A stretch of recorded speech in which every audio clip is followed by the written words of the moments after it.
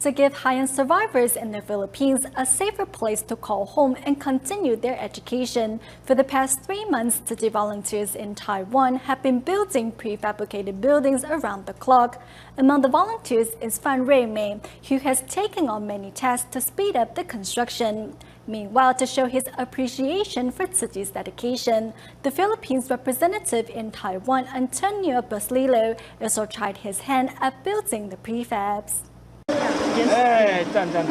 Sitting in front of a drill press to drill holes into a metal bar is the Philippines representative in Taiwan, Antonio Basilio.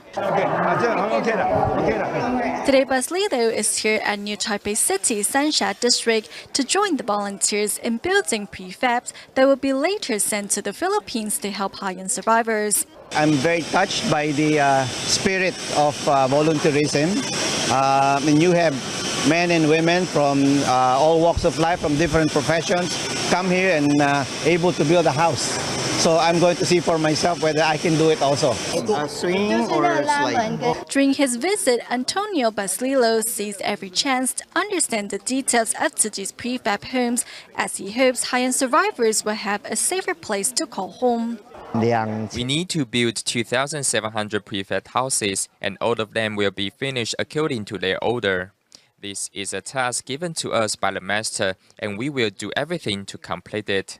The paint thinner will evaporate easily, so you need to add some paint to it. Make sure to soften the brush first. It can make painting an easier task. Giving some tips on painting is Xingtai District Tzu Chi volunteer Fan Mei, who has been helping out at the construction site on a daily basis for the past few months. Everyone is here to learn. I am also learning through doing. We have less male volunteers in Tzu Chi, so female volunteers have to do tasks that are normally done by men. That's why I decided to come and learn. 2 years ago, Fan underwent a thyroid removal surgery, and despite unable to speak loudly, she is determined to contribute her strength to help those in greater need. I underwent a thyroid removal surgery 2 years ago, so this is the loudest I can speak. Sometimes it is very hard for the brothers and sisters to hear me, so I always ask them to stand closer to me. I have also created good affinities with many of the brothers and sisters through volunteering.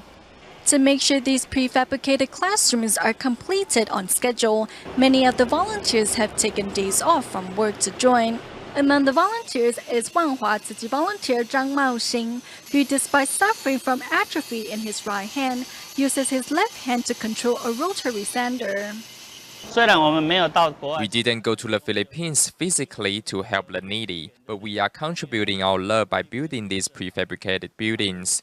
Mr. Zheng Yan told us that if we want to become a bodhisattva, we need to first create good affinities with others.